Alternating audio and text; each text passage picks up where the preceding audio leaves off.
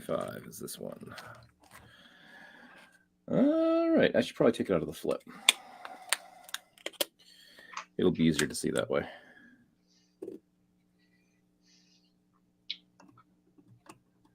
All right.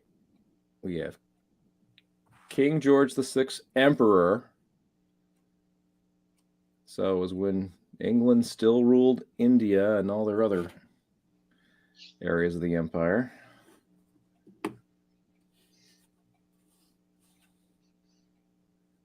It's a florin. Yeah, a florin from 1942 from Fiji. Fiji. See, that must be silver. It says here, yeah, 90% silver. 1942 S. Oh, F. yeah, look at that. Yeah, right there. Right there. So that was made in San Francisco, if I'm not mistaken. Yeah, florin, 2 shillings. I wonder how many countries the U.S. produces coins for. Yeah, there's a list online. There are quite a few. And I don't think it was just one mint. I think, Philadelphia did some, Denver did some, San Francisco did some. I'm not sure how they figured that out. Yeah, all right, 1942 florin from Fiji. So size-wise, well, here, we can do this.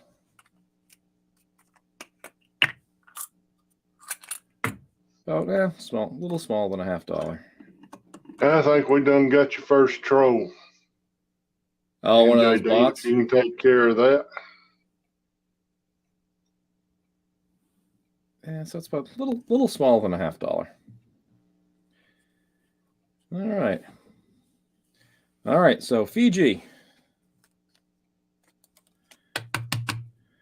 What do you think? What's next? Okay, let's go to, I'm trying to.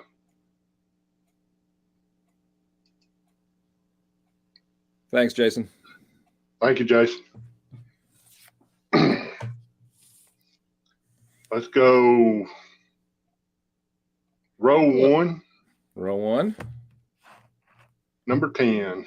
10, 2, 3, 4, 5, 6, 7, 8, 9, 10. Oh, okay. I remember this one. I bought this from Cheapskate Coins Auction. I bought several things from him. And, well, I guess there are a couple reasons why I bought this one. Any idea what it is, where it's from? Hi, John. Hello, See It My Way. See it my way. I just about to say that. Welcome, welcome. So we've got 1791, Carlos IV, Dei Gratia. Italy? I don't know. You're close. You're close. You're on the right continent.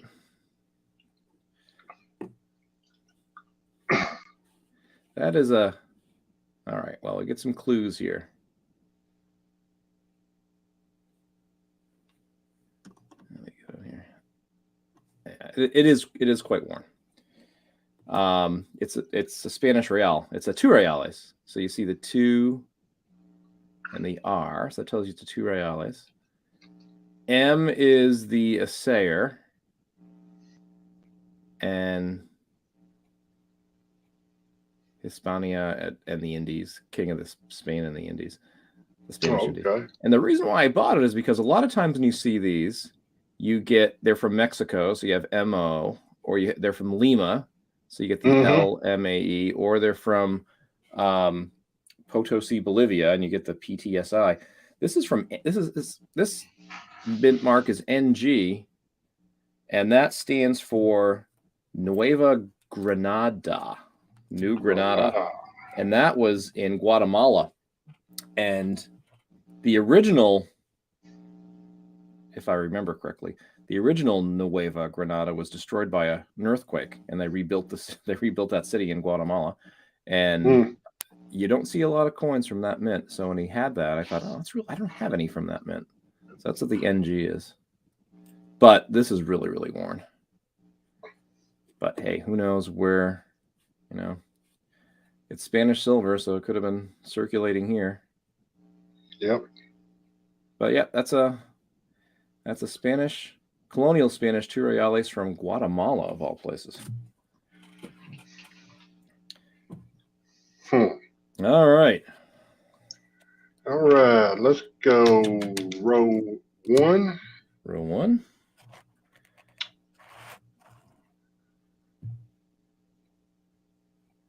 $15.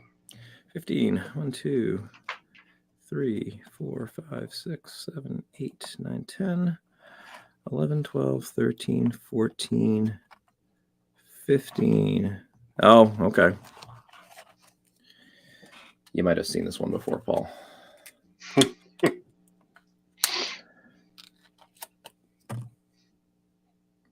Jason, I think, knows what this is going to be, too.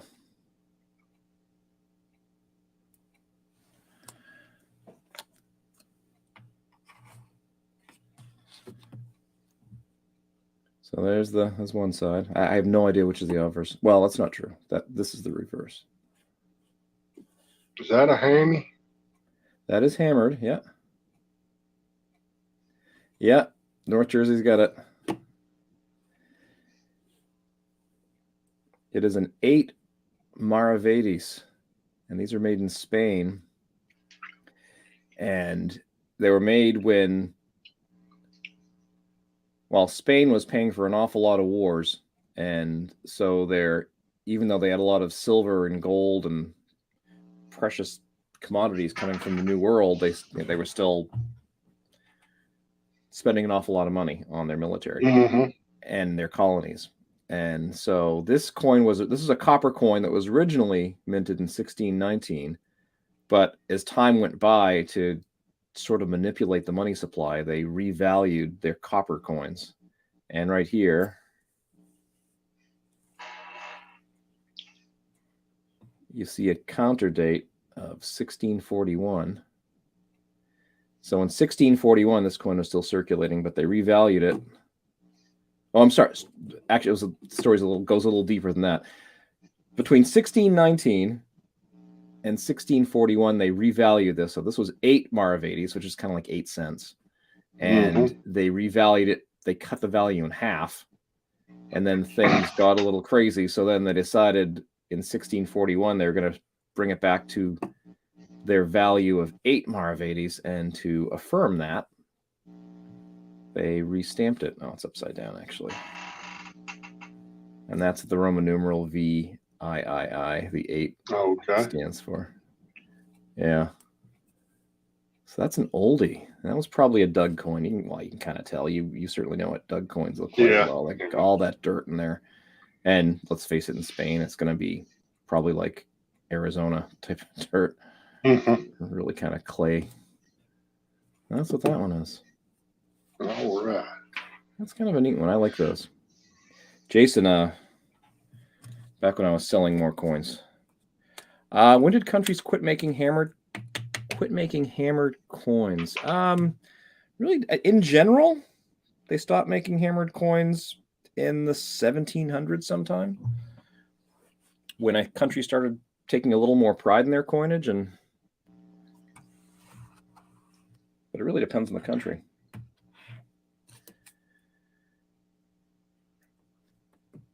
All right. What do you like? Row 2, number 30. 30. 1, 2, 3, 4, 5, 6, 7, 8, 9, 10, 11, 12, 13, 14, 18, 19, 20, 21, 22, 23, 24, 25, 30.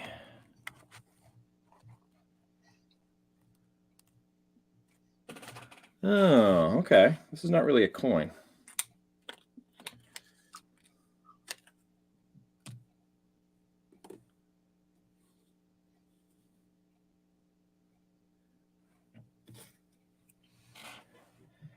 Any thoughts where that might be from?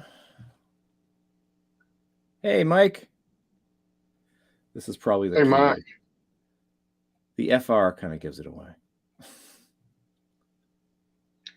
France. Yeah.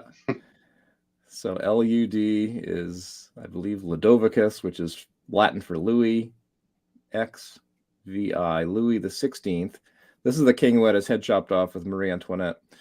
Louis the 16th, DG, by God's grace, king of France and Navarre, which is a region on the border of France and Spain. And this is a jeton or jeton. It's a token that was used either as a gaming piece or sometimes it was used for accounting purposes. So if you were counting, I guess it didn't really matter. And you said, okay, well, one of these coins is going to equal 10 or 50 or 100 of that item. So you wouldn't have to have a whole bunch of them. You can say, okay, well, if I have 10 of these coins and I know one of them equals 50, I don't know, bales of hay or spools of thread or whatever. So account or they could count for coins. That's what they would do. It's tiny. I mean, there's a $50 in comparison. It's probably about the size of a nickel. It's brass. Yeah. And I had to write this down. This says on the flip, omnibus non sibi, for all, not for one. So it's kind of like kind of reminds me of the Three Musketeers, all for one and one for all. And that model they'd have. I think that's kind of what that sort of meant. So a fountain, I don't know, I guess a water fountain would be for everybody, not for one person. But yep. And so it's not dated, but it was obviously during his reign. And he didn't rule that long. He was beheaded. That's kind of a neat one. I haven't seen that one in a while. But yes, that's not a coin. That's a jeton or a jeton. Mike, that would have been the jetons were sometimes they are dated. I have some others actually that are dated, but in that case, they didn't really care about the date. It was just during the reign of King Louis, which would have been 1760s, 1770s.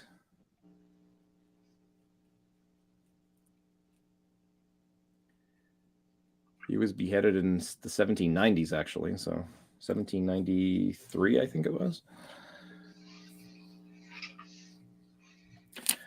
All right. What do you think? I'll make this one easy for you. All right. 02, number 50. 50. Okay. 1, 2, 3, 4, 5, 6. Well, I'll actually count to 50. All right. Okay. 20, 2, 3, 4, 5, 6, 30. 1, 2, 3, 4, 5, 6, 40. 1, 2, 3, 4, 5, 6, 50. All right. In that row, actually, I have more like 60. Okay. 50 is this one. Okay.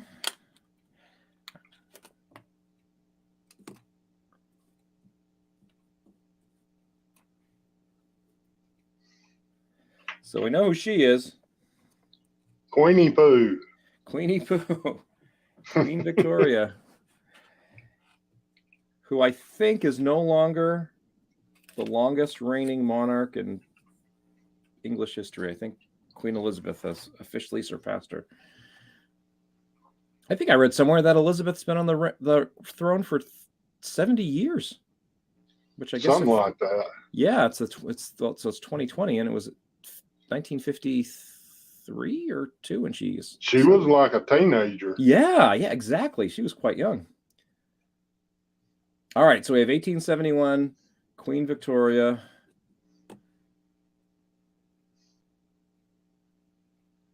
That's from Prince Edward Island. Now, kind of neat because it's Canadian, obviously, but it's not Canadian. Because Canada wasn't a country. It was still the different areas. So Prince Edward Island, 1 cent. And if I remember correctly, this big oak tree is supposed to represent Great Britain. And that little oak tree is supposed to represent Prince Edward Island.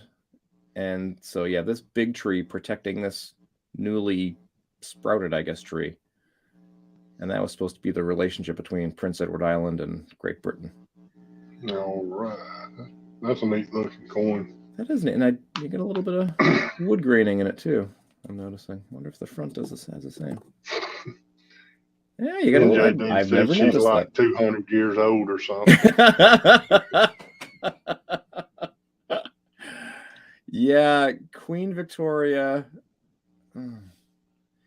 She didn't age very well. See it my way says, do you know how to date Chinese coins from the 1700s? No, I don't. There's a website out there where you can do it though. But you have to match the symbols on the coin, obviously, to their database. So no, I don't, but I know it can be done, and I know people can do it online. You can do it online. I can't think of the website off the top of my head, but if you Google date Chinese coins, Oak Island, not too far from Oak Island. All right, Paul. All right, number 1. Tell you what, I said 50. You can probably even go up to 60. I think I do have about 60 in each one, if that matters. Roll 1. Number 1. Number 1. Oh, this is one I got fairly recently.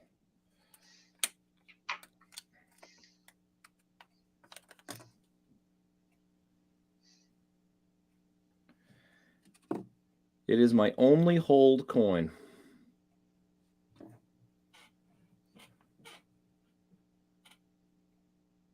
Hammered silver.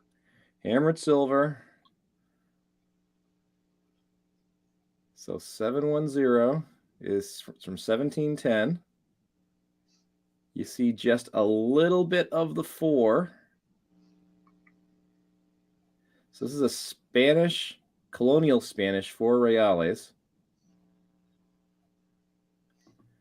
And I usually stay away from hold coins, but I thought this one was interesting because you just wonder what. In fact, I made a video about this. What person had this around his or her neck or wherever it was?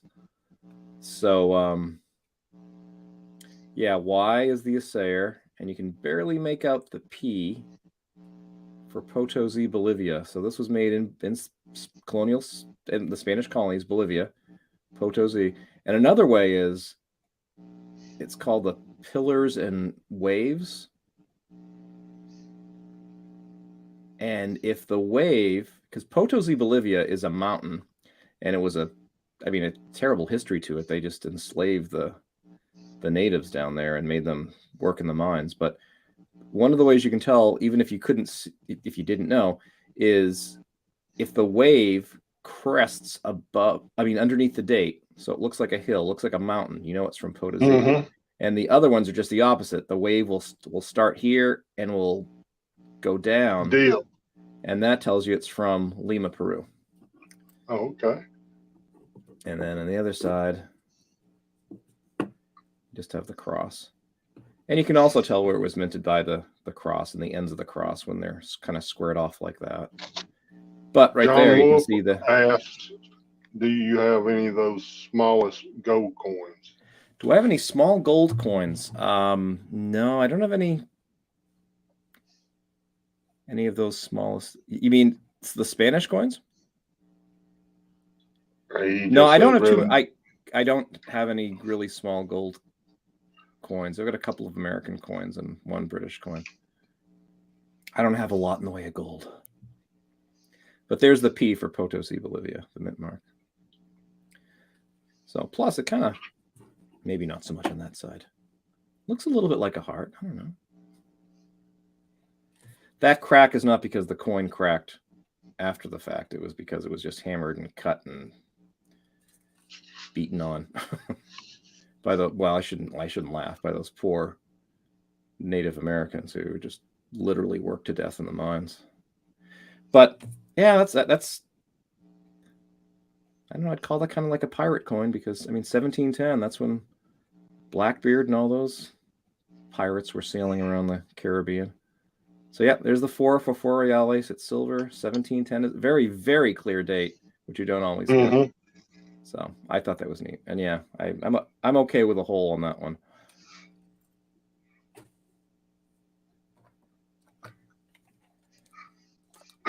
Hey, Frank, Coin Dragon. Good to see you, buddy. So, Coin Dragon. We're just looking at some foreign coins from the old Rivendell archives. From India. No, John, I don't have any from India.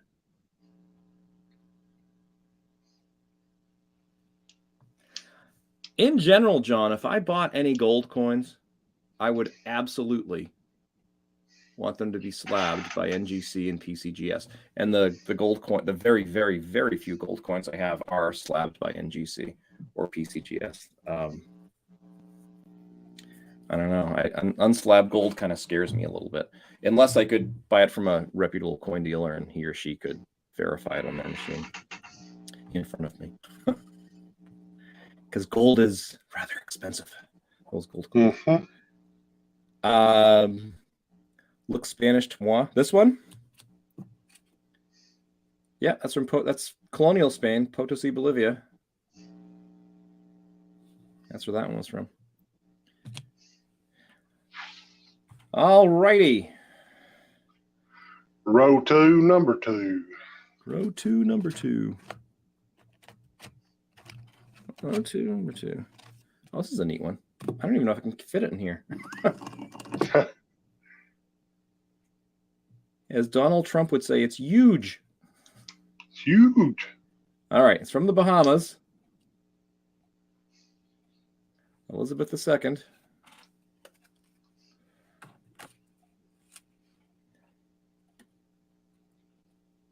Uh, 1966. A good year. Almost my birth year. Oh, is that your birth year? Mm-hmm. Oh, I'm 1 year off. That's a $5 coin. That is gigantic. That is sterling silver. And the actual silver weight is 1.25 grams in this one coin. Oh, wow. It says here in the flip, I guess I'm not surprised, there are only 100,000 minted. But, I mean, who the heck would want to walk around with that in their pocket? It was probably minted as, you know, a collector coin. But here's the... There's a $50. That is a huge coin. Good. It's gigantic. No, oh, that's funny. A pocket full of them, you be pulling your britches up all the time. And they wear shorts in the Bahamas, so yeah, it wouldn't be good. That's a neat one. I forgot I had that one. It's a nice condition too. Nice and shiny. Yeah, I suppose I should really go through some of these and think about selling them, but all right, anyway. And I hope your addition is right, because you're going to be pulling number 60. 160. Okay. 1, 2, 3, 4, 5, 6, 7, 8, 10, 20, 30, 40, 50. I probably have 70 on the other side, but I'll do 60. 1, 2, 3, 4, 5, 6, 7, 8, 9, and 10. All right.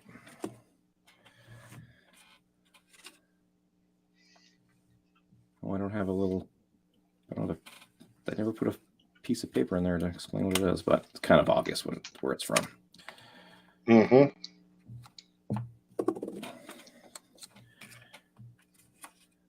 All right. Again, we have George VI, King, Emperor. So we know it's World War II era, maybe a little bit later.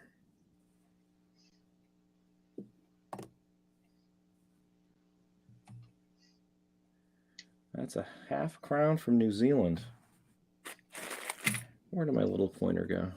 Well, I mean, there's nothing really to show you on there. Yep, 42. New Zealand half crown. I am almost positive these are 50. Okay.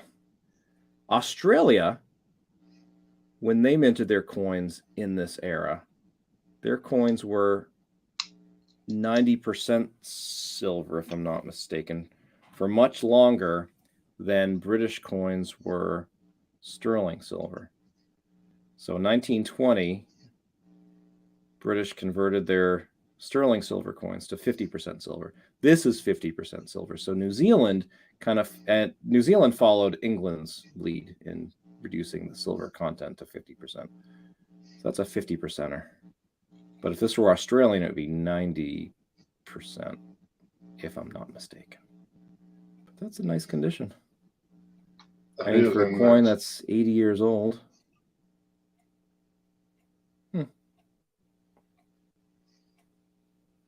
Well, I think the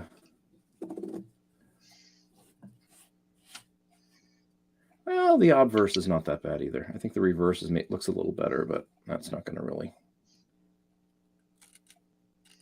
I'd put that at AU, no problem. I mean, it's obviously seen circulation. There's some marks on there. A little bit of wear, it seems, right there in the high points of his hair. But, yep, that's a half crown. So that's going to be right about the size of a $50. Almost got a John F. Kennedy hair right there. Yeah.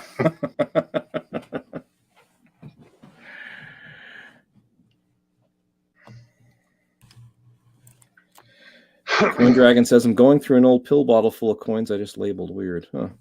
Frank, you want to come on here and show off some of your stuff? It was just Friday night. The weather here is lousy. I thought, I'm going to look at some coins. And Paul and I were chatting on Facebook Messenger, and I said, hey, you want to join me? And then we thought, hey, let's stream this. Why not? All right, bud. Row 2, number 10. Number 10.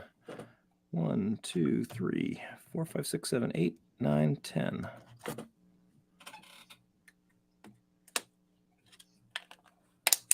Yeah, this is worn, but understandably so.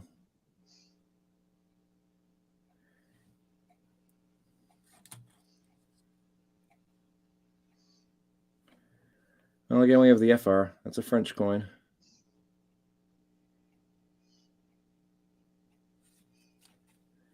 And we just saw a coin from the reign of Louis the 16th. This is Louis the 15th.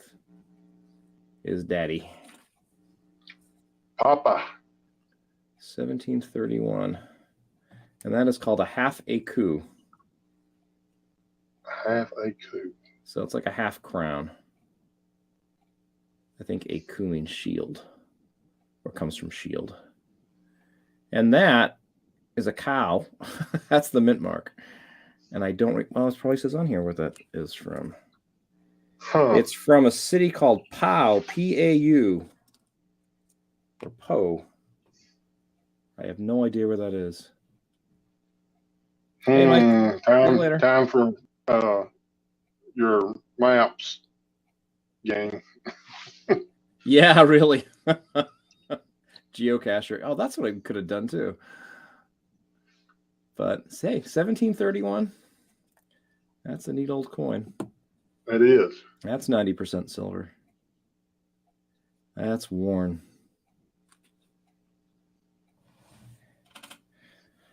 All right. Yeah, I'd be careful, Mike. Don't play for money.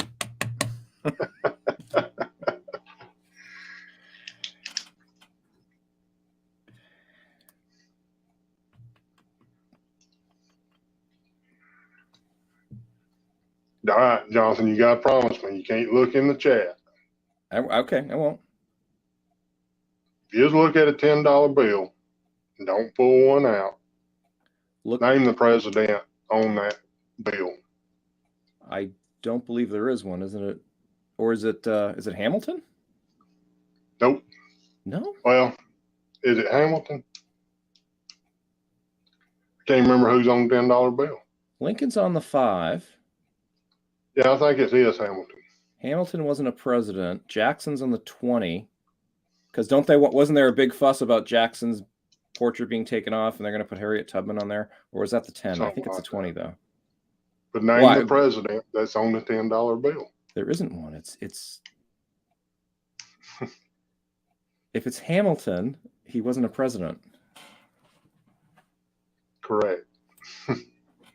He was was over the Treasury Department, I do believe. Right.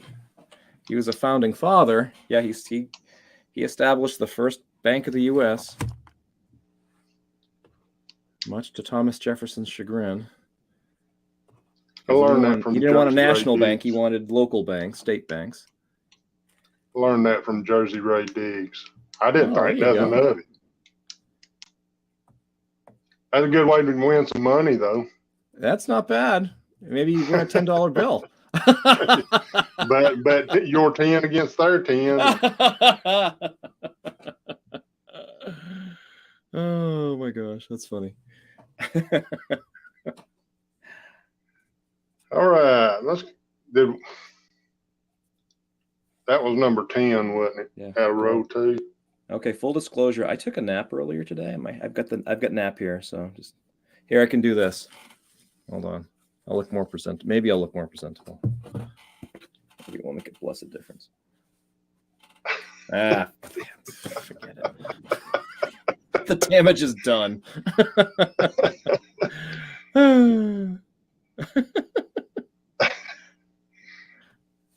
All right, let's go row 2, number 60. 260, okay. 2, 3, 4, 5, 6, 7, 8, 10. Thank you, NJD, for taking care of that. 30. 1, 2, 3, 4, 5, 6, 7, 8, 40. 1, 2, 3, 4, 5, 6, 7, 50. 1, 2, 3, 4, 5, 6, 7, 8, 9. Ooh, there are 61 coins. All right, here's okay. Oh, these are. I got these from somebody. And I feel bad. I don't remember who sent it, but somebody sent one to, I think Hoosier Hillbilly, Charlie Reiser's Treasure Hunting Emporium, and I were doing some stream. We were playing poker or something. And we were talking about Roman coins. And I said, I don't collect ancient coins. I don't collect Asian coins in general, because it's like a whole nother, it's not like, it is a whole nother subset of numismatics, and it's just a rabbit hole that I know I'd go down. But somebody was listening and said, I'm going to send each of you a Roman coin. And I feel bad. I don't recall who it was. But these are both Roman coins. They're tiny. Wasn't Stan's Vlad, was it? I apologize profusely if it was. I don't recall. So that's about the size of them. This one is maybe a half dime size. This one's even smaller, but it's chunky. Oh wow. It's really quite thick. So those are Roman coins. I don't know who the emperor is. I've never delved into it, but they're copper or bronze. Really, really neat. Actually, that one's in nice condition. Was Caesar ever on a coin? Julius Caesar? Yeah. I don't know. He would have had the olive headband, wouldn't he? Oh, the laurel from, I think a lot of these would have worn some, the laurel or something like that. But he's wearing a crown of some sort. Coin Dragon said it's him.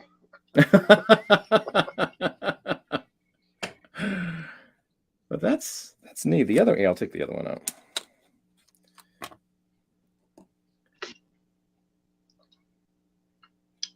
I mean, I don't even know if, okay. I don't have a problem saying this one's Roman. From what little I know about Roman coins, this really looks the part. You have the emperor's head bust on one side. On the other side, you have something that represents victory or some sort of Roman god or goddess. That looks like probably what it is. But again, I have no idea what it is. This one, to me, does not look Roman. This almost looks like it could be, I don't know. Ant 2242 says, I think the one embased is Antony something. Oh, awesome. That's the 3rd century. This one almost looks more Middle Eastern to me. But I don't know.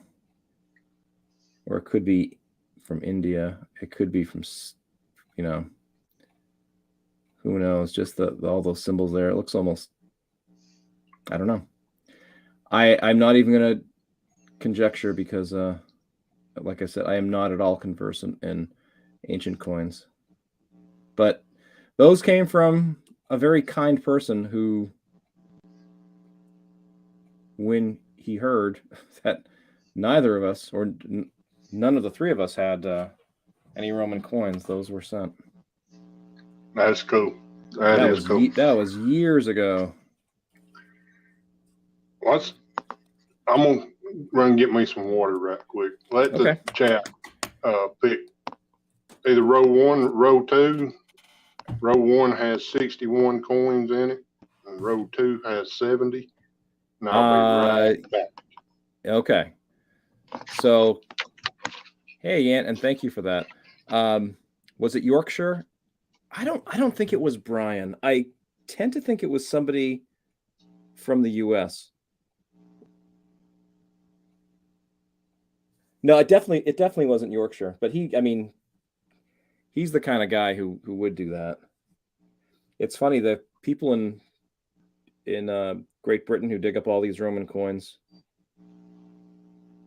they're very generous about sharing their finds with us who don't have any. There shouldn't be any Roman coins buried in the U.S. Although maybe Oak Island. We're going to get back to Oak Island again. All right.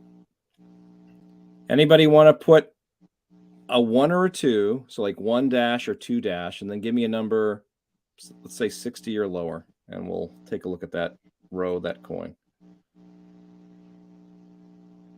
First one I see in chat. So 1 dash and then a number between 1 and 60.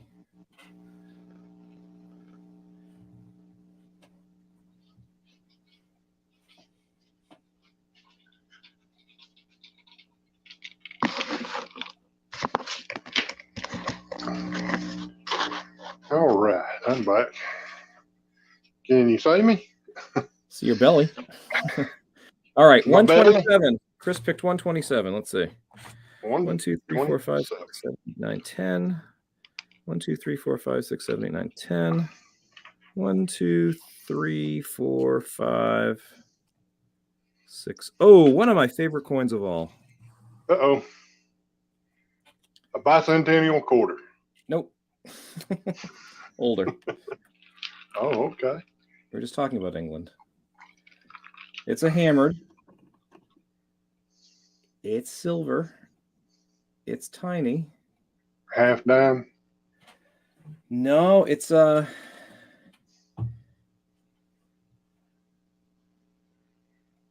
King Charles the First was beheaded at the close of the English Civil War, and then the Commonwealth took over. So Charles was beheaded in 1649, and the Commonwealth, so Parliament ruled England. England was without a king for about 10 years, so it's a really short period of time, and that's when Oliver Cromwell and all that was in power. This is, so there's the, where'd my pointer go? All right, there's the shield. That's the English cross. That's the St. Stephen's cross. And if I remember, this is oak, and it represents strength. And this is a palm, and it represents peace, because they just fought a bloody civil war. So now they wanted, in their new government, the idea of strength and peace. And on that side, you have 2. So this is worth 2 pence. This is a half groat. A groat is 4 pence. So this is 2 pence, half groat. And you have the shield of England and the shield of Ireland, because Scotland was doing its own thing at the time, pretty much. So that is a coin from the Commonwealth period in England. And pretty much any coin from the Commonwealth period in England is very hard to come by. Very crudely made. Definitely made for the masses. It's 2 pence.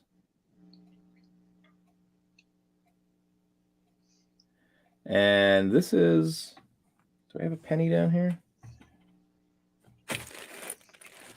No, I don't. This is about the size of a U.S. silver 3-cent piece. Of all the coin rolls you went through, you ain't got a penny laying around nowhere. I do, but it's off to the side. Hold on.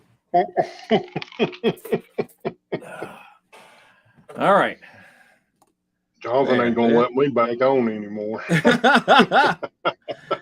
There's a penny, and you can kind of tell the thickness of the penny versus the thinness of this coin, and just the size comparison.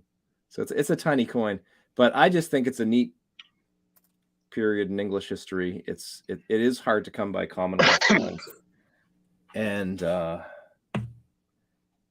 probably paid some stupid money for this coin, but it's not. I think I have coins from every English monarch from Queen Elizabeth I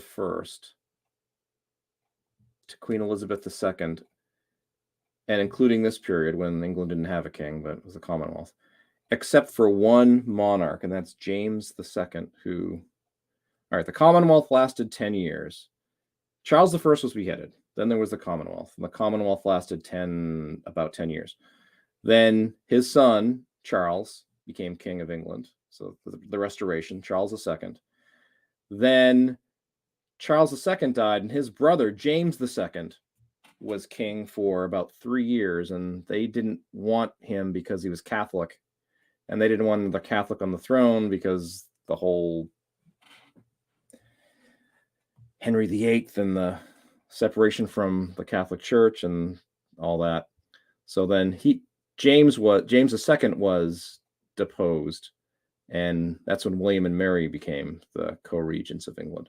So anyway, I don't have the king who was not the king after this Commonwealth, but the king after that. So that's kind of why I got this, because I wanted to be able to have that consistency, but I still need to get a coin from the reign of James II if I want to continue that, if that makes sense. But yep, I think that's a cool coin. That's one of those things where, I don't know. There we go. Paul's back. I didn't push no buttons. You didn't? I don't think I did anything on my end. Wheels on the tube went round and round, round and round. It just started buffering, and then it just booted me off. Oh my gosh. William and Mary, 1694. That was when they would have been in power. Yeah, I think they were a little bit earlier than that.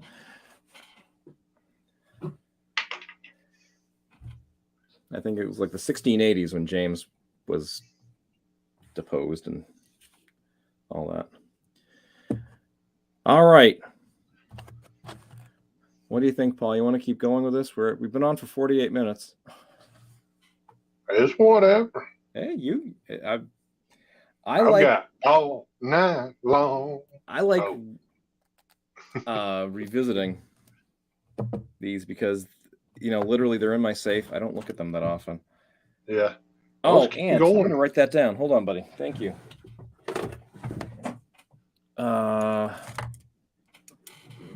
It's a bill. Oh, you think it's a billin? Okay. It looks bronze to me, but billin just means ridiculously small amount of silver. So, all right, let's go with that. Billin. Antone in Ianus. Antonianus, I guess. Of Gallienus. You don't reckon they drink Guinness, do you?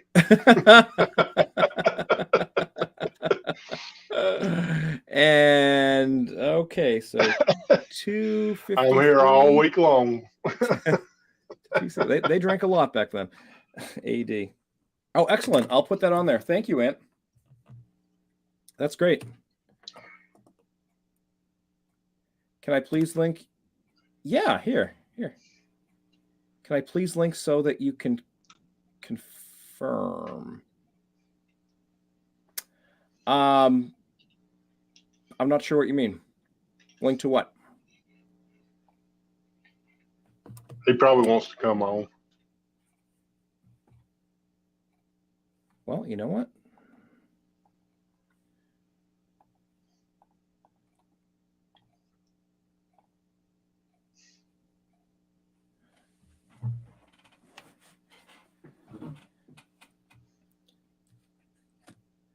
Yeah, I'm curious about the other one too. I wonder if the other one's like a widow's mite or something, but I wouldn't know what one of those look like either. But I think it's interesting. This has a kind of a heart shape here. Or a pretzel. Maybe this is for beer. And I don't know. I don't know. I don't want to. Okay, he supposedly posted a link, and he can't do it if he's not a mod. Gotcha. Here, I can do this. I think. Hold on, Ant. There, I made you a moderator, so you can post that link if you want. Go ahead, Ant. Go ahead and post that.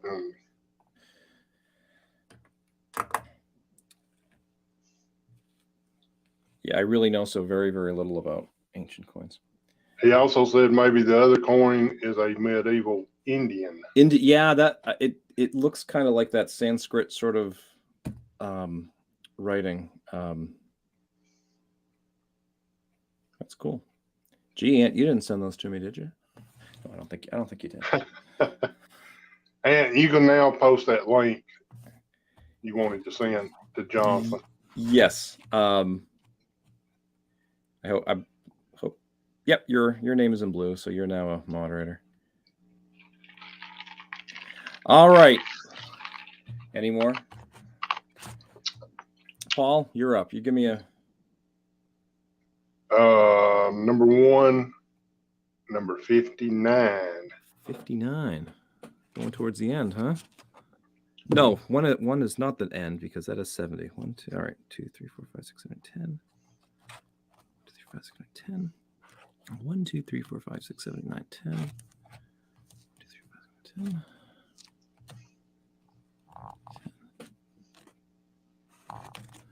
All right. Oh, okay.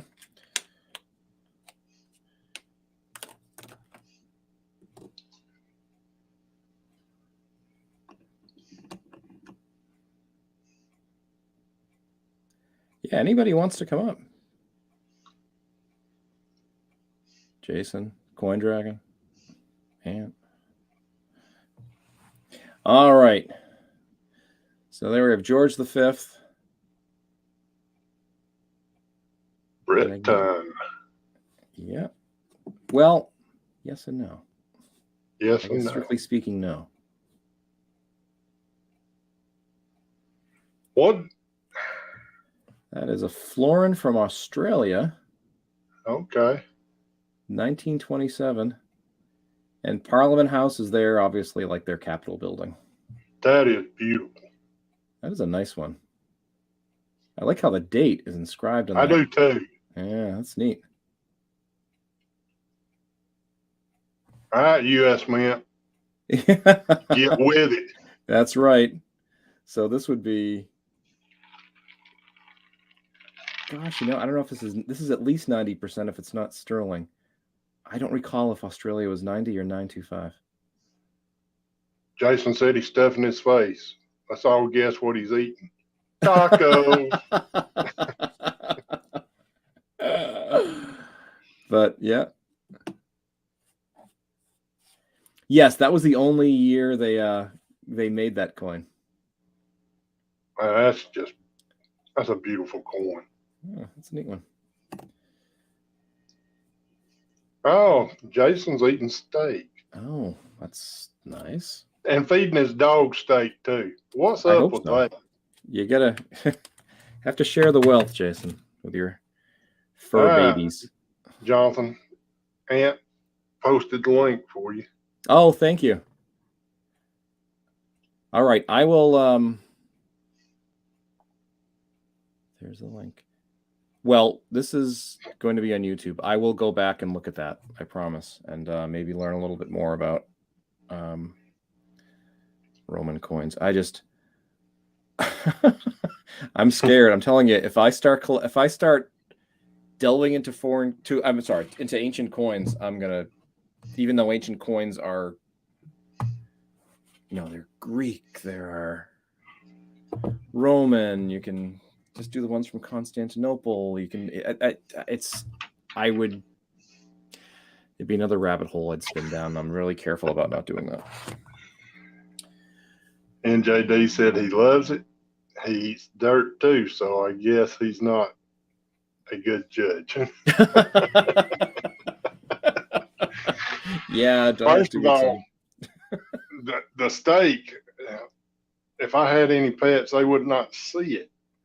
Did you grill the steak, Jason, or did man. you?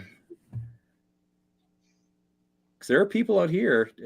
There can be 2 feet of snow on the ground. Their grills are still out there in the patio, and they Die-hard grillers. Yeah, I respect that. Or there are people who have indoor grills on the side of their stovetops. I guess there's that too. Yeah, I've been on the grill when bad weather's been around. Yeah. I had to, or I was going to starve to death. And you can tell I'm not starving. Did you use the grill when you lost power for all that time? Did not. No. We pulled the Coleman stove out. Yeah. Well, and we set it up on the electric stove, raised the window up next to the stove, and made sure we didn't get any of that carbon monoxide poisoning. Right.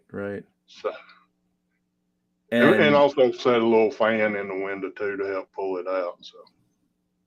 And you sent that little video of kind of like colonial cooking on the hearth with a. Yes. That was the best sausage and shrimp I'd had. Is that what it was? It looked good. It looked really good. All it was sausage and shrimp, and a little bit of butter, and a little bit of Cajun seasoning on it. That's all you needed. That's it. Oh boy. Well, we've been on for about an hour. Should we do a few more and then? Yeah, we can do a couple more. Let's do a couple more, and then we can probably keep it to an hour, just in case somebody else is on, and I don't want to. Yeah. Let's do row 1, coin 2. 1, 2. 1, 2. All right. Well, you can kind of tell my Spanish coins are in the front of that row.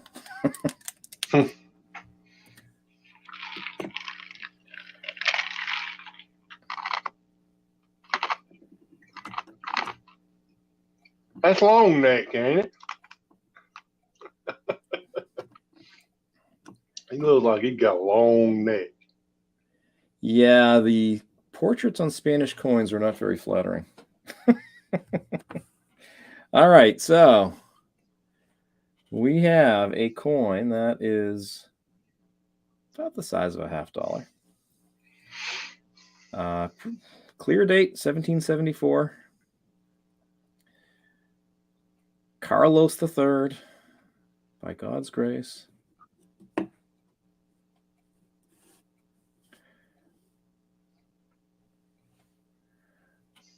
All right. So you tell me, what denomination is that? Do you remember where you look on Spanish reales? Well, the pillar dollars and the pillar coins.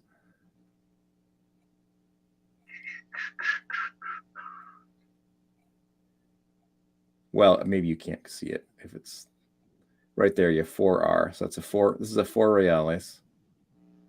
Oh, okay. And that's an IR or a JR. So those are the initials of the assayer. Okay, I see the 4 now on the computer. Yep. And then you have the Potosi mint mark. So it's a P and a T and an S and an I all intertwined. And then King of Spain and the Indies.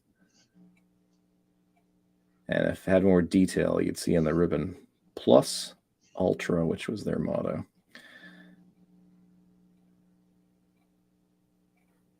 So that's a 4 reales from Potosi, Bolivia, 1774. Still got a lot of detail on it. Yeah. His face don't, but that's usually the first thing that goes is his face. Oh, sure. Yeah, there's a scratch there too. But just the fact that these were, I mean, even though we were an English colony, English coins were few and far between circulating here. Spanish coins were the most common. And, even up into the 1857 was the Coin Act that made foreign coinage illegal for trade in the U.S. But even in the 1800s, this would have, somebody in the Civil War could have held on to this. It was good silver, and people knew what Spanish reales were worth. Well, they knew that this was basically a $50. The 2 reales, 2 bits, that was a quarter. The 8 reales was the pillar dollar. That's what that one is. That's a neat coin. I like that. Yep.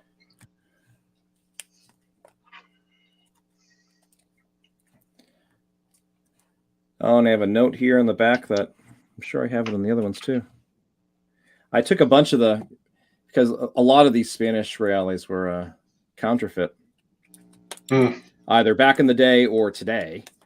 And so I took a bunch of them to a local coin dealer, and he has one of those analytic machines where you put the coins on there. It'll tell you what the content is. And he confirmed that they are indeed silver. So that's a real one. That's a genuine one. I got another quiz for you, John. For me? Okay. Yep. Uh-oh. Name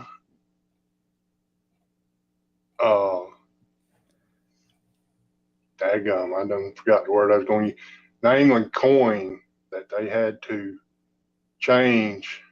They added a word to the coin that was gold. The Liberty nickel, 1883, Racketeer nickel. Racketeer Nickels. They had to add the word cents. Correctamundo. Ah. Correctamundo, the Racketeer coin. It was a shield nickel, wasn't it? No, it was the very first Liberty. It had a V in the back, but it didn't say cents. Yep. It was, and then the people were plating them gold and passing them as $5 gold piece. Yeah. The Racketeer nickels. I don't have the gold plated ones, but I have both examples of both of those varieties. I do they're too. Not in this. Yeah, they're I have them. They're a different box. And I believe Hoosier Hillbilly Brad sent them to me. Oh, no kidding. I think Brad may have sent me one, and Charlie may have sent me the other. Okay. Yeah, so, it's neat to see both of those. Yes. The 2 varieties. Jason's asking, where do I go for paper money? Should I go to a coin shop? What kind of paper money are you looking for, Jason? If you just want foreign money, like a whole bunch of it, just to look at it, because currency is pretty interesting. And old paper money is expensive. Yeah. So yes, if you want old American paper money, like 1920s and earlier, go to a coin store. If you just want foreign currency just to have, I wouldn't hesitate going on eBay. Most is US. Yeah, Jay, I'd go to a coin dealer is going to be able to look at that and all the catalogs and everything. They should be conversant in old US paper currency. I don't know if I mentioned it to you or to somebody else, Paul, but upstairs, all right, it's from our old house. So it's 11 years ago. It's a binder that has some of my because I know I have some Confederate currency in there. And I have some other stuff in there. And I have some old stamps because I used to collect stamps too. I should just go through that one night too. And yeah, exactly. That'd be just kind of fun. Dolphins. But I should take that album, just go look through it, maybe stream that too. Just kind of. Yeah. It's fun like this. It's fun to just kind of rediscover what you have because when you collect, it ends up in a box or in an album or somewhere. And I don't know about you, but I very easily forget what I have. I do have a spreadsheet of what I have, but it's not like I look at that every day either. So it's neat to kind of just go through and kind of sort of reacquaint yourselves with these old friends in a way, Yeah, I don't even have a spreadsheet. I have a Google. I just did a simple Google sheet. And I like the fact that it's in my Google Drive, so it doesn't matter what device I have. I just log into my Google account and I have it there. So if I'm at a coin store or if I'm at a coin show and I see something I like and I think, ooh, do I have that date and that denomination? I can just go in there and open it up and look. Yeah. I've got a pretty cool coin. I know Charlie sent this one. All right. Can you put it under your scope or something? I cannot. I'll have to hold it up. All right. Let's see. I'm going to do this. There you go. You're solo now.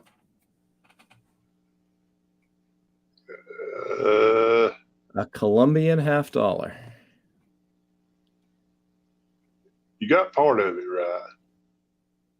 Expo dollar. Yeah. The Colombian Exposition, 1893 or 2? Correct. They made it in both years. The 92s are a bit more, well, I don't want to say rare, but they're less common. I ain't focusing, but yeah. All right, Ant, take care. Good night, Ant. That was a pretty cool coin that was gifted to me. That is neat. And that's silver. One of the first commemoratives we made. What's that? I said, it don't look silver. Oh, they're definitely silver. It looks bronze. If it's legitimate, and I'm sure it is, it's silver. Back in the day, they probably cost $1, because it's a fundraiser to help fund the Colombian Exposition. But you could have spent it for 50 cents if you. Yeah. That's neat. Now, why can't I get it to do? I think the light is reflecting off the plastic, which is kind of why I take the coins out of the flips when I show them. Yeah. But there's the ship and the 2 globes. That's it. Yeah, those are neat. I've got Let's see if I can find. Come on, Paul. Show us some more of your coins. Okay. One of my favorite designs of U.S. coins right there. The Standing Liberty Quarter and the Walking Liberty Half. What's the date and what's the mint mark? The date is, you asking me to tell you the date. Well.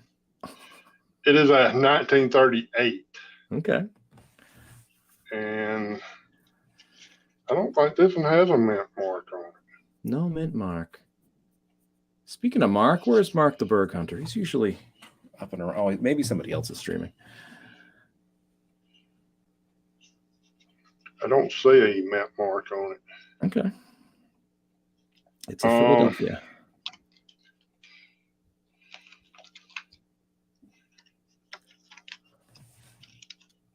Stick with the Standing Liberty.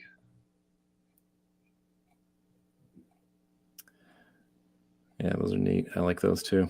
I think I actually prefer that design to the Walking Liberty. Well, you must not like this one. What's that? You sent it to me. Oh, did I really? I won it off one of y'all's coin shows. Oh, okay.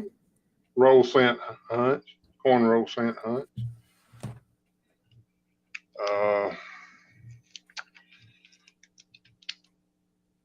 I got a little bit of silver. No, I bet you're accumulating a nice collection there, Paul. I'm working on it. Well, that's the way to do it. I've been collecting since I was a kid, so. Well, not this stuff. My first silver was a 1951 Rosie that I'd found. Not the one you dug, though. Huh? Not the one you found metal detecting, though. Yes, that Oh, was is it my really? first silver that I found. That wasn't your And first. That wasn't your first silver coin in your collection, though, was it? No, me and my daddy had collected years, and I've got some Mercuries in there. I've got one that's almost wiped clean. It's a $50. Mm-hmm. I don't remember what it is. It's put up in a case. I put all of ours that we collected in one case. That's nice. Now you talking about? Let's see if I can get this one out. I have a beautiful Bicentennial $50. Oh, don't crack anything open if you don't want to, Paul. Well, this thing has toned so much, and it didn't rainbow tone.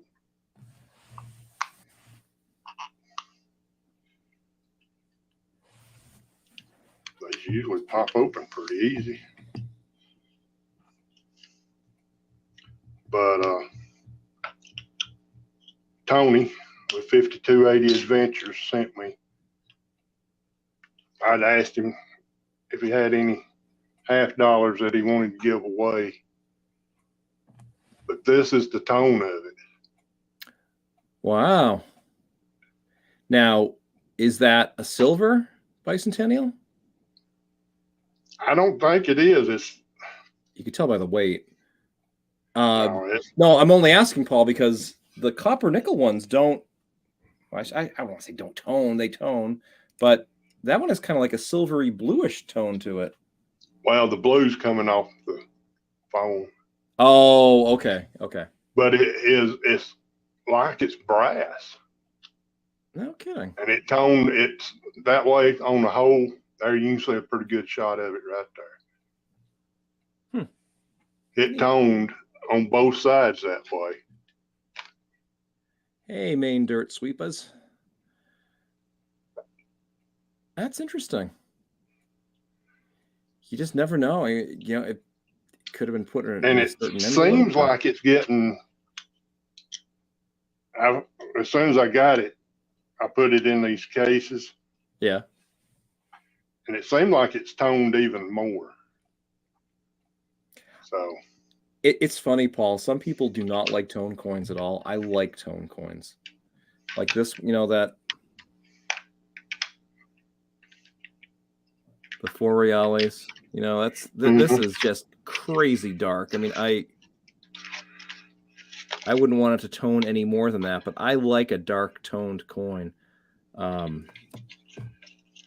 But then again, I like the fact that this is nice and shiny too. So I'll go both ways. I guess for a coin with history to it, I like it to be toned.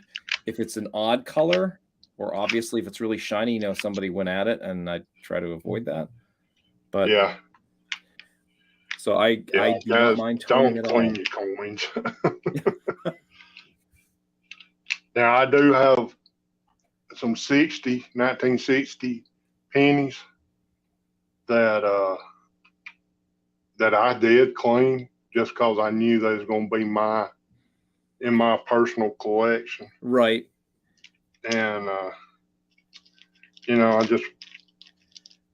not going to find a shiny. Well, you might find a shiny 1960, but few and far between.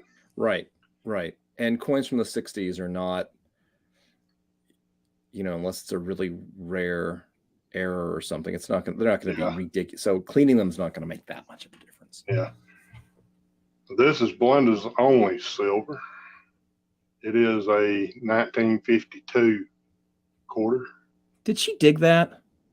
She did not. Oh, okay. She found it in her change. No kidding. And she was about to put it in a Coke machine. About to put it in a Coke machine. And she said, you know how you rattle your coins around, and she said she heard a distinct ting, and she got to looking at it. She said, I might want to save that one. Good for her. And she brought it home to me, and I said, "Yep, you got you a piece of silver there, dear." Good for her. And you put But, it in a and I put plastic it in the 2x2. case for her. Good for you. That's I've right, Chris. That makes them really, really shiny. Maine Dirt Sweeper said, my first larger cent that I found was an 1828 French Colonies 5 cent. Oh, that's interesting.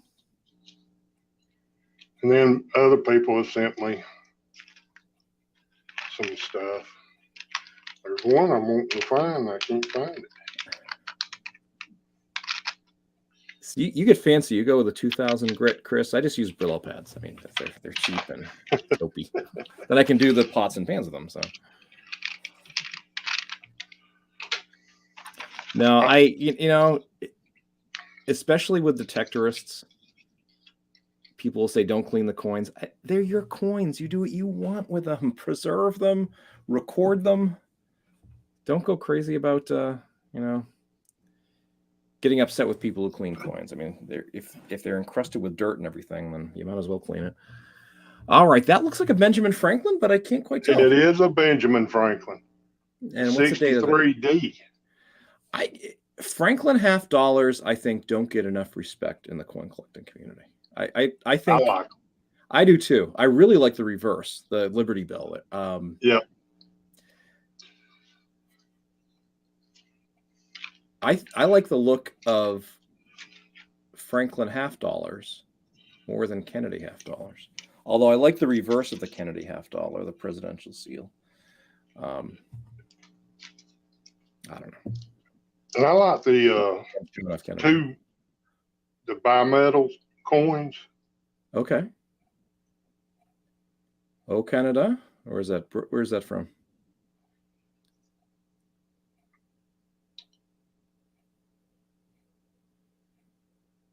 You know, I couldn't tell you, Jonathan. It ain't got a whole lot of writing on it. All right, let's see. Oh, you don't have your scope. Brazil. Oh, there you go. How did you come across a Brazilian coin? Somebody sent it to me. I think it was Brian. What was his channel? It's me, Brian, I think. Oh, yeah. Yes. Yeah. He had his prize pack or something, his monthly or something like that. Yeah. I think did he like get into trouble with silver YouTube? Quarters out left and right. Jason says, I don't get the not putting water in a copper you just dug. It's been in the ground. Exactly. Water's not going to hurt. Exactly. Well, I do a little more than water. Well, you should. The proper thing is to identify it and preserve it. Exactly. I will say, I cringe when people dig a coin and it's encrusted in mud and they rub it on there. That I wouldn't do. But spraying it with water, absolutely. It's not going to do anything to the coin. Exactly. I advocate dunking coins in acetone just really quickly if it has that gunky gummy grime on it, because that will usually lift it off. Anything more than that, I don't. But if it's, I have a penny that's been chemically toned. It looks like a gold coin, but we all know they wasn't no gold pennies. Not produced by the mint anyway. I got a couple of Indian head pennies.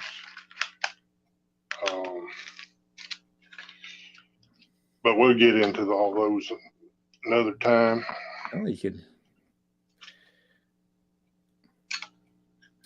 Yeah, I have this. I was talking with, I think, Al Oldies and Goodies.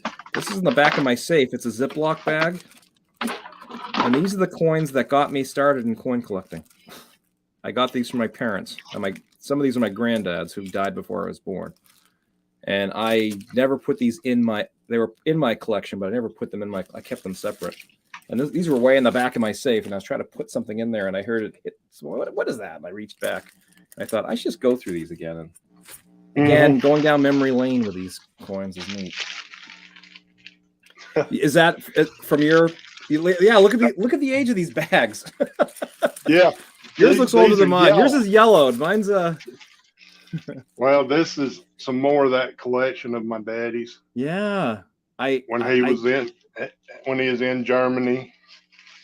So, did you write anything down? Like I put a little Post-it note here. Oops, I don't know if you can see it. The coins from Mom and Dad that got me started in coin collecting. Then I have a note about. I know who. Actually, I got one that is in my collection. Me in coins. What's that?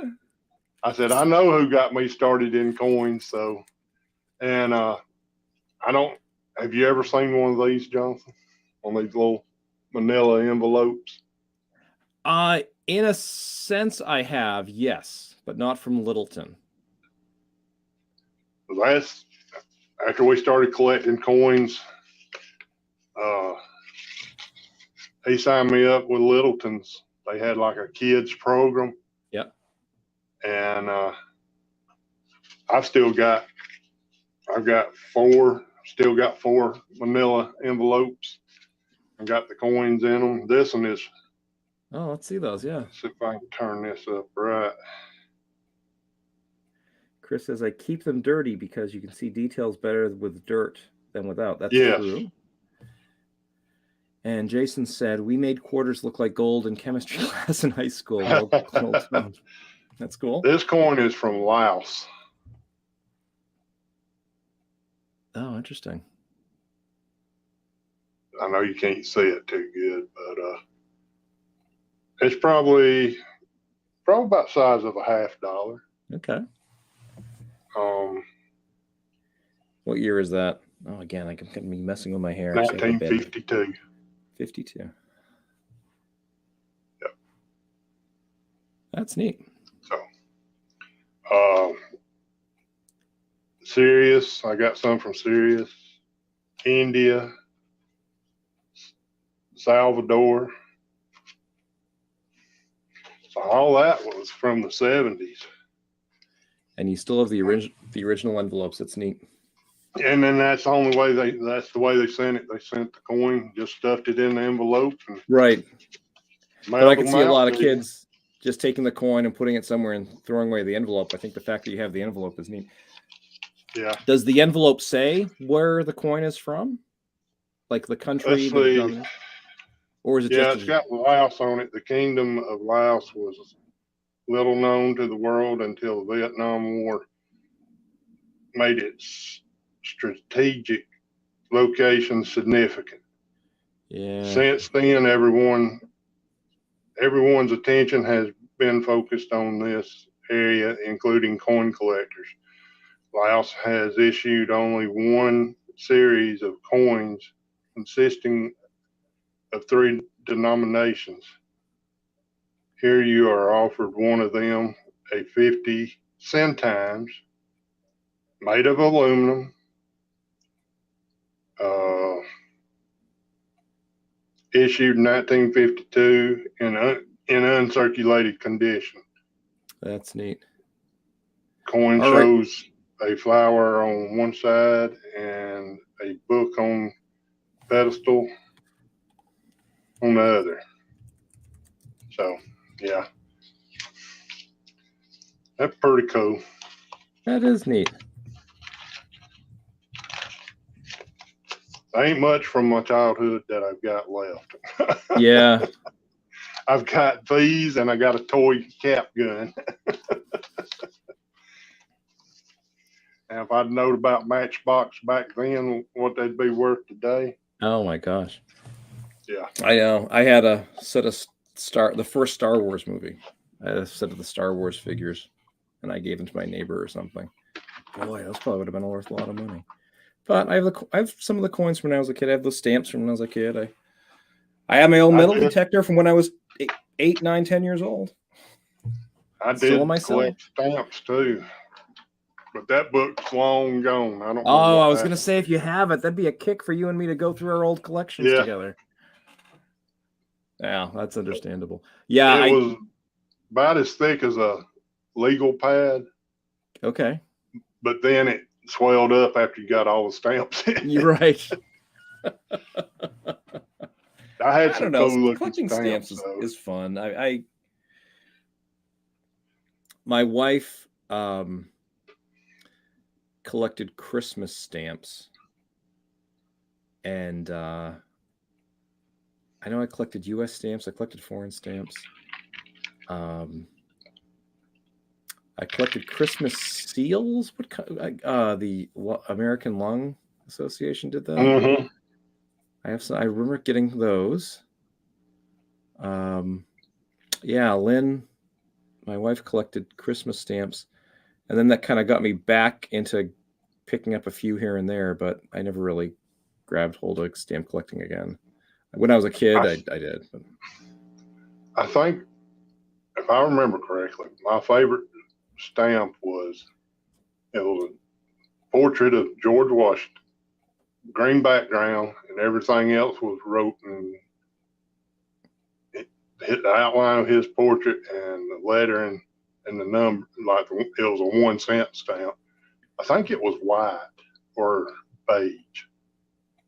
Back and like Civil for War? some reason, that stamp was one of my favorite stamps. Oh my gosh! All right, well, one night you and I will go on and we'll just look at some of my old stamps, and you can say, "That's it. That's the one I'm talking about." That's it. That's it. Yeah, that'll work. That'll work. Yeah. They're upstairs. I'm not going to get them now, but I do have a set. Hi, Marlon. Of 3 or 4 Elvis Presley stamps. You remember when those come out? No, I don't. Were they when he died, or before that? No, it was. I forget what it was for, but yeah, I'll have to see if I can find them. Yeah. So, gee, I'll probably look at the stamps and go, "Hey, maybe I'll go back and now another collection, another branch in the tree." There you go. I think it's neat. Most of my stamps are that I have are U.S. stamps. I know that. I started collecting foreign stamps, but then I think I kind of shifted from that and collected more of the U.S. stuff. But people don't use stamps much anymore. No, they don't. I mean, they don't. I guess you find a stamp, you better save it. Yeah. I guess stamp collecting was big, like in from like the 70s on and before.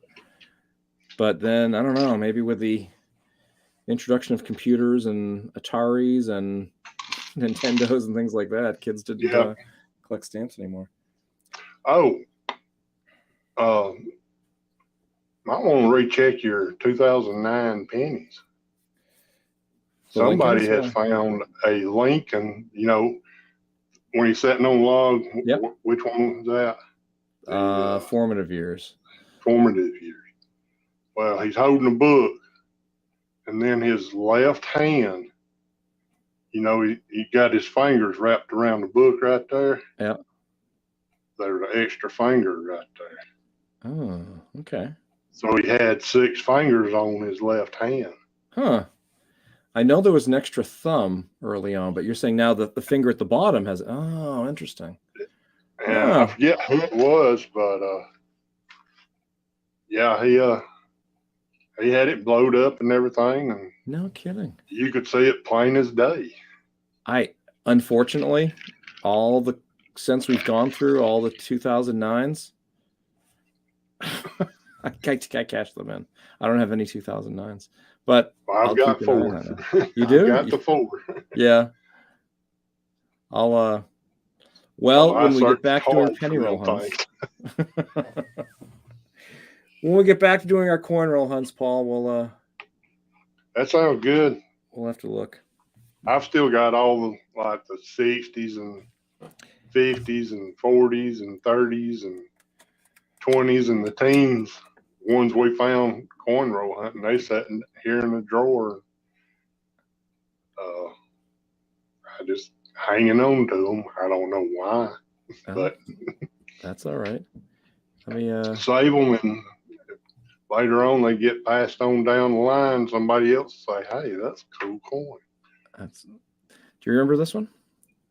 When you started your AWR coin Facebook page, you said, "Hey, if you have any coins, put them." And I posted this one. Yep. Does it look It familiar? looks familiar. Yeah. That's from Morocco. 1329. Well, that's the Arabic year, which translated to 1911. So 1329, the Muslim year, is 1911. Kind of like the Jewish calendar is different from the Roman calendar and all that. Yeah, that's a neat one. That's silver. That is cool. Here's the $50 for comparison. That's like the size of a Morgan. I just saw that because that's the very first one in row 2. Yeah. So if you said 2-1, I would have pulled out that one. And I would have said, "Hey, Paul, there's a connection here." There you go. Oh, boy. Next time I'll pull out my 2 coins that got the same design, but 2 different metals. Okay. Well, you know what? We could make this an irregular thing where we, like, you take out some, like, 5 of your favorite 5 interesting coins. I'll take out 5 coins, and we'll just do a show and tell. There you go. But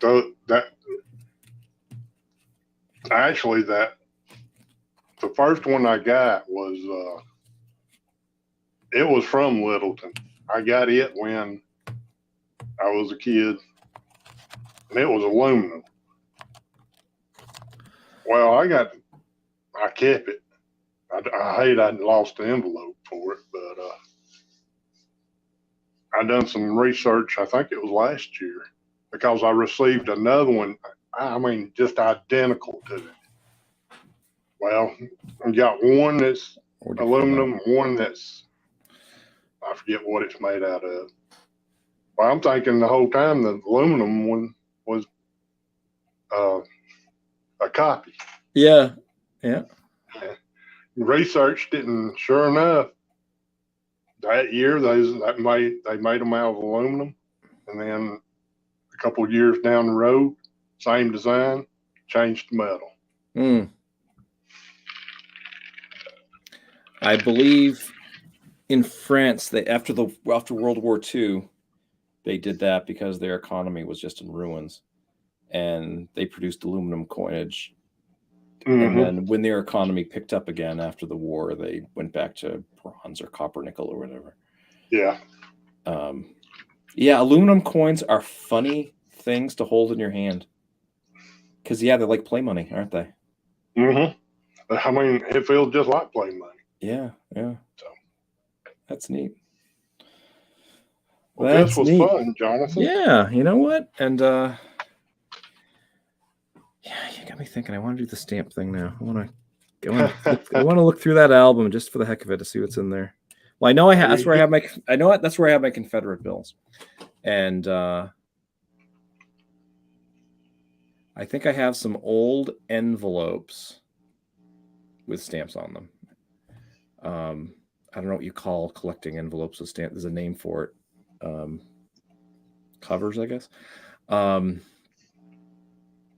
then I have the stamps by kind of like decade. Well, not decade, but in some sort of chronological order, the U.S. stamps. And then I have, like I said, we get some Christmas seals, and Lynn's Christmas stamps are in there. Because back when we first got married, what's that? Go ahead. I was gonna say when Lynn and I first got married, we didn't have a lot of money to spend on furniture and things, so we'd go to antique stores sometimes and see if we could find pieces of furniture, or consignment stores. Sometimes in the cases they'd have things like stamps. There'd be like one dealer who would have an album, and that's where Lynn, I know, got some of her Christmas stamps, and that's where I got some of my other the stamps I got more recently, but I didn't really get into it like I did when I was a kid. Well, that stamp book I had, it had spaces for each stamps, but in those little rectangles or squares, whichever they might have been, had a black and white picture of the stamp. Oh, okay. Yeah. So it was kind of a search and find. All right. See, that brings back a memory, because when I first started stamp collecting, I had an H.E. Harris World Stamp album that my dad got me.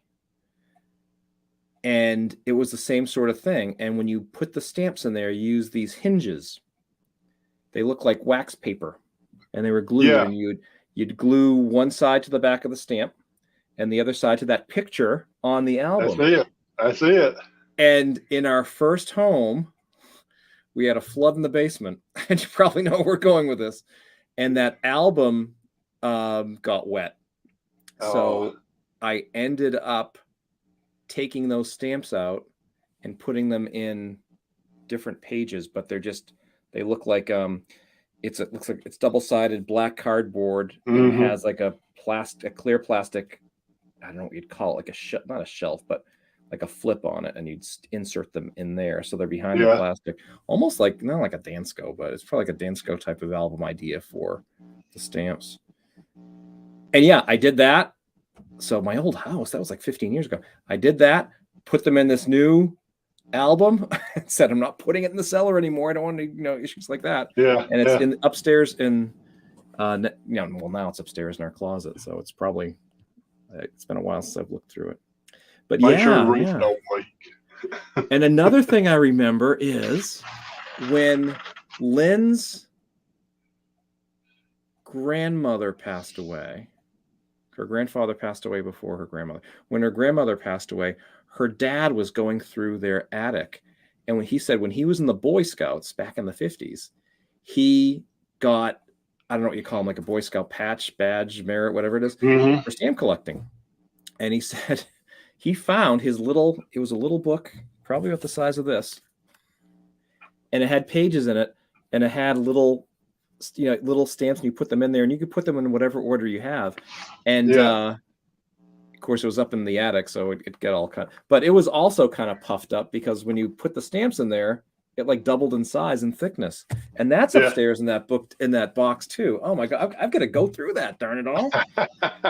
I done perked your ears up. That'd be fun, whether I do it as a stream or not. Oh my gosh, maybe. Oh. But yeah, okay, I don't think a person should be a hoarder, but I guess I'm a little bit of a pack rat. But it's nice having those things. And what I should do, because hey, I can get run over by a bus tomorrow, right? I should write down where these things came from, so my kids will know, and there won't be any mystery to it. Which is why I did that with this. And you said, "Oh, I know what these coins went." I know you do, but would your son and daughter know? I'm sure they would, but it's good just to preserve that kind of thing for posterity.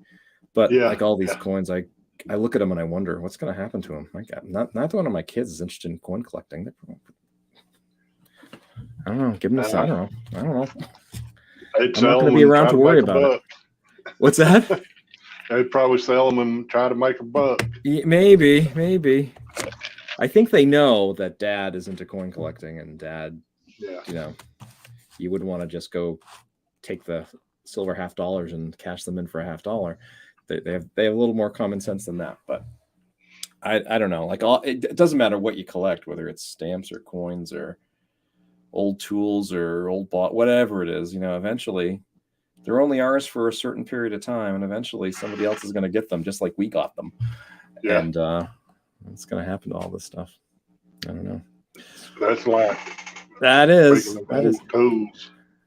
My dad's got one of them old hand augers. Yeah. And I've got it, and happened to find another one in an old barn, and it was sitting on top of this like ammo box. Well, in the ammo box was the bits for the auger. Oh, nice. The spiral ones. Yep. With the like the squared off shank that the jaws. Yeah, that's I have my grandfather's one like that in my basement. Those, they built those tools to last. Cool looking, and I bet if you needed to, you could take one of those bits, put it in the bit brace, and you'd be able to drill a hole just as nice and straight and clean as you would with a Makita drill. That's it. That is it. They made those to last, not these cheap, I don't know, Chinese Harbor Freight types of tool. I shouldn't go off on that. Harbor Freight probably has some nice things. But, yeah, no, it is neat to go to an antique store, and I gravitate if I'm at an antique store and there is an area that has old tools, and old hinges and old doorknobs. I gravitate because the quality that they were made with is pretty neat. I saved this one. It was at an antique store. Oh yeah, what is that? I saw you on one of your streams, Paul. You showed us that, but I don't recall what was in there and what the embossing says. It's I think you did anyway. The Buff Malt Liquor, or wait, the Buffy Malt Whiskey Company, Rochester, New York, USA. And then on the bottom it says patented August the 24th, 1886. Yep, 1886. So, that's neat. And didn't pay a whole lot for it. I think I may have paid $4 or $5 for it. So that's neat. That is a nice design on it. It does, and it's tall too. Yeah. I don't think I could. I know I couldn't drink that much in one sitting. But well, people did like it. Well, I guess people like to drink today, but in old bottles like that, I love cork tops. Yeah. I mean, there's just something about them. I've got it somewhere. I've got a cork top Clorox bottle. Oh yeah. Are there any bottle dumps out your way that you know of? None that I found. Yeah. There's one site that I've got permission that possibly has one, but we hadn't been to it. We've only hunted it a couple of times. And we'll check it out one day. They'd get to it before the snakes get back out. Yeah, that's true too. My that old road that I was telling you about in my town that I want to metal detect on, my daughter and her boyfriend went hiking on there in the fall. And maybe if I told you this, I apologize. But she must have the eye. She kind of looked over to the side and said, I think there are bottles kind of sticking out of that hill. So now I said, Maggie, you realize if you went off the road, off that trail, you were probably on private land. So, but yeah. She came back and she said, it was just stuff laying on top, and they found like old pottery. It looked like stuff from like the 20s. So I told her, yeah, we should see what's there, because that would be kind of neat. It might be a bottle dump. It was probably, an old farmland, and that's probably where they dumped all their stuff, because they didn't have trash pickup back in the 1900s or. Exactly. They either took it to a 55-gallon metal drum and burned it, or pitched it near the creek. Yeah. This would have been, if it's the house I think of, this would have been hundreds of yards away from the house. It was probably the far end of their property. They just pitched it over. They didn't want it on, probably where the privy was too. Maybe. Oh boy. Well, it gets you thinking, doesn't it? It does. I've never been bottle hunt. B3 says, I've got a place for you to try, Riv. Oh, really? Okay, Chris. We'll chat. And in your old town? If you know someplace, Chris, I'd love to know. It's before I even started metal detecting, it was, I guess you'd say I was a junk collector. Go deer hunting. I've got a 1950s Coca-Cola can that they had to use a can opener open it up. It's in bad shape, but you can still see that it was a Coca-Cola can. I'd never heard of that. So obviously, I've heard of Coca-Cola in glass bottles in the 50s, but they had cans? Yeah, hold on, man. No kidding. See, you learn something new every day. Oh, really, Chris? All right.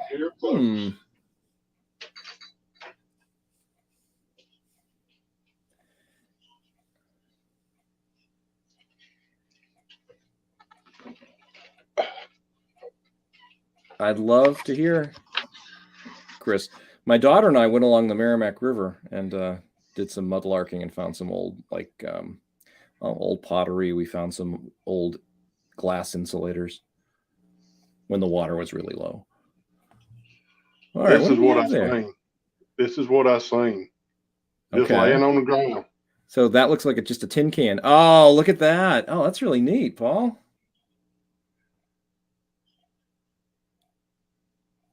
I never knew they made.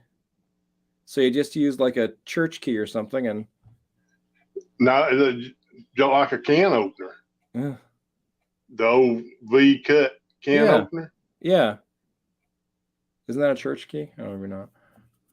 Oh, a church key's a bottle opener. Never mind. I gotcha. Yeah. One of these days, it's probably going to fall apart on, and it's not aluminum. It is steel. Yeah. So you think that's 50s, 40? Really? I think it's in the 50s. That's maybe really 60s. Neat. Really? I wonder when they started putting soda in cans. Probably when glass became too expensive. Probably when it became cheaper for individual servings to put them in cans. Yeah. And you said that's not aluminum, that's steel. That's neat. It is steel. Yeah. And you can see where the seam is. Oh, yeah, look at that. Huh. All right, now I got to go on eBay and look for those.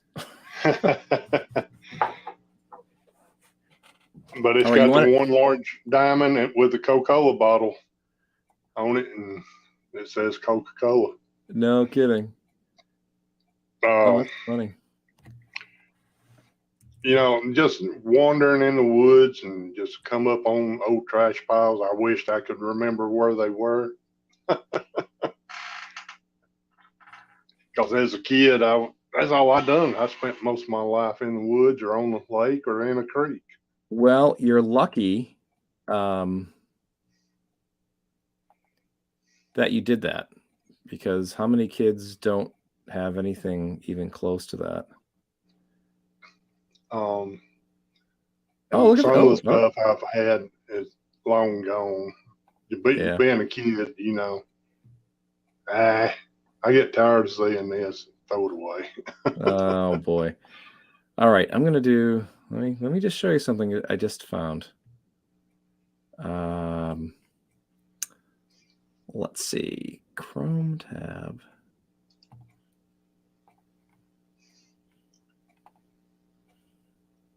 That looks like it. Look at that price, Paul. I can't see it right now. Oh, $99.95. It says rare Coca-Cola flat top soda can, diamond design, rare from Anchorage, Alaska. That one says. I don't see the Coca-Cola bottle in it though. Oh, okay. So in that diamond, it would have. Oh, I'm sorry. I just turned it off. Let's see if I can get this where you can kind of see it. So that's the top of the bottle right there. Yeah, I got you. Yeah. Oh, you should do some research on that. That's neat. That kind of thing I enjoy doing. Like I found I'm not a bottle collector, but I'm fascinated by bottles. I know I don't want to start collecting them because I'm going to go down a rabbit hole. But I picked up that one at the antique store that had the Native American symbol on it.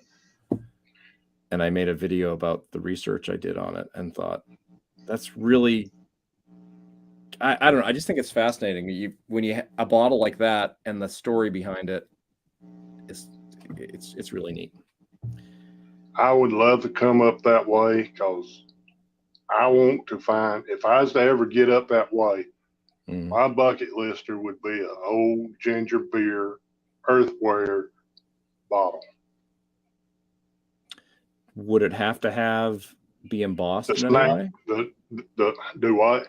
Would it have to have any kind of writing on it, or you're just talking about the one?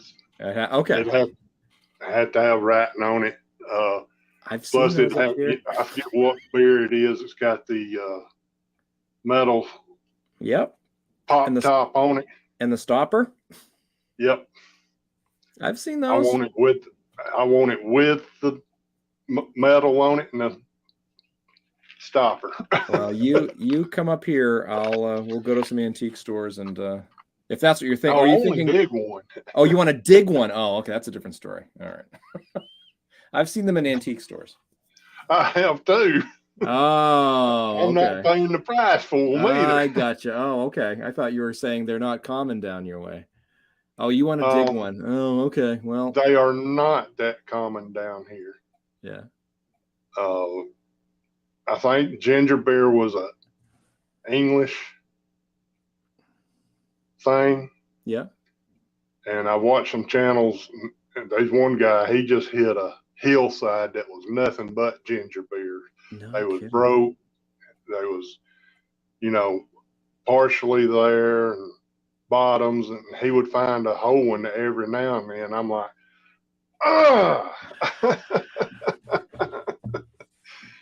But in America, there have been some that has been found.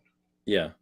And I guess they would, come over on the ships. And I'm sure when the Revolutionary War, that's what they drunk. The British drunk. Okay. So is ginger beer alcoholic, or is it like ginger ale? I don't know. I didn't get that deep into research. That's neat. Ginger beer. Any kind of old crockery I like too. Yeah.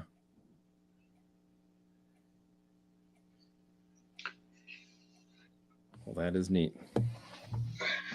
Well, what do you say we now we're at 152. What do you say we end this? But this was that's whatever you want to do. Like I said, I'm here by myself. Let's see. I don't want to ignore the chat. B3 says, in the woods near old stone wall with the remains of a car. Always wanted to go detect it, but don't know if I'll ever get back there. LOL. Well, if you want to disclose it, and if it's accessible legally, I'll go there and make a video at least for you. Is there a stone that has no earthly business being there?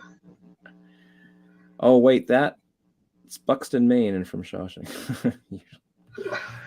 Oh, boy.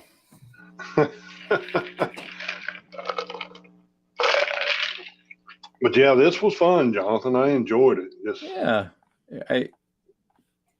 It is fun just to kind of go through things, and I'd love to see more of your collection. I'll pull out some different things from my collection, and I have one thing I could show you that it's kind of really cool. Glenda found this the other day.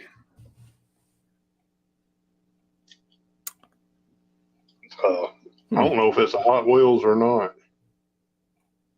Made by Mattel. Is that a Hudson? Like a 50s type of car? 40s? Kind of looks like a Thunderbird in the front end. Yeah. But it's shaped more like a old Hudson or Chrysler. Where'd she find that? She found that in the gym. Oh, okay. I was gonna say she's not metal detecting, is she, without you? No, that's too clean to be. That's true. In the dirt. That's true. No, she finds people. You would not believe the stuff people leave at the aquatic center. Just like it's nothing. Yeah. Well, some people don't really care. One picks them up and brings them home to grandbabies. Yeah. I told her I seen that, and I said, that ain't going in my collection. That's too neat for the grandkids. Maybe someday, but not now. All right, Jason, take care. Thanks for joining us. Thanks, Jason. Hey, we'll have to do this again. Yeah. All right. Friday nights, usually Friday nights about 8 o'clock. I'm stuck here. Okay. By myself. Well, I'll tell you what. Next Friday night. Well, okay. Sometime I am going to go through that old Stamp album and see what other crazy things I have in there. And yeah, we can just I just like looking at different coins and things like that. Sound good. Yeah. All right, Paul. Right. Well, tomorrow night, what time are you streaming? 5:30. Okay. And Mr. B3 Relic Recovery, Chris, is going to be my guest. Nice. We've got something in store for everybody. All right. Well, I will do my level best to be there. If not right at 5:30, I'll be there a little after. Because you usually stream for an hour, right? Yeah. Because it's me, it's DF Dirt Digger, Maine Dirt Sweepers, and Madison, Maine Richie. Yeah. Do their premieres or videos. It's whatever they decide to do. I think Dennis does a state Maine stream every once a month, I think. Okay. And then Mr. M.A. Lyman, Mike, does his $50 roll hunts. Now, what about Mark, the Berg Hunter? He's before you? That's right. He usually comes on before me. But not always Piper's Pit. But is he on every Saturday? Pretty much on most Saturdays. Okay. He's I don't know. I hadn't talked to him. I've got to talk to him because he's usually my co-host, and I didn't use him last week because I had some stuff to do and on my stream, and I'm probably not going to use him tomorrow unless he wants to. Help last week me keep up with chat. Last week was Ben, right? Georgia. Yes, that's right. Ben I was going to say I didn't miss your stream last week. No, I didn't. It was Ben. Okay. If you hadn't, I'm gonna give him a little plug. He finally got a video up on YouTube. Oh, good. Follow him as Storm Charger GA. If you want to follow him, I think everybody in here pretty much does. But he done a pretty cool video. We had storms come through this weekend, or yesterday? Last night. He put it to Garth Brooks's When Thunder Rolls. He put a little video together. Is this the lightning storm? Yes. All right. I just saw it. I have not seen the video, but I'm going to put it in the chat. It's like a minute long. He done a live stream last night, and I don't know who come in and joined him, but he did a live stream on YouTube. Yep. What? He went around. It was late. He's out. While we're asleep, he's out Ubering. Okay. I don't see the live stream up on YouTube. I wonder if he did like a Facebook thing. But I do see the video lightning from last night's storm. Is it? Well, I can. Okay, that's all right. But you may be right. He may have just posted a video. But I'll take a look at that. Yeah, it says one of those shorts. Yeah, that's the one I'm talking about. That's he done a short. That's right, and he done a pretty good job with it. That's neat. But he did stream. I think he posted it on his Facebook group. Okay.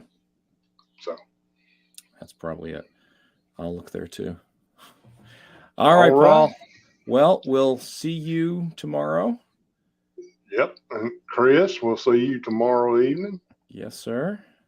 And North Jersey. It's going to be pretty cool what we're doing. All right. You got me. you got me thinking. All right. Well, I'm thanks. Not spilling no beans. Yeah. Don't do it. Don't do it. It will hold for another 24 hours. And thanks to everybody for stopping by. And yeah, this was fun. We'll do it again, Paul. Even just a chit chat, but we can always add coins in the mix, right? That's right. That's right. All right. I'm going to end the broadcast then. Take care, everybody. Bye. See ya.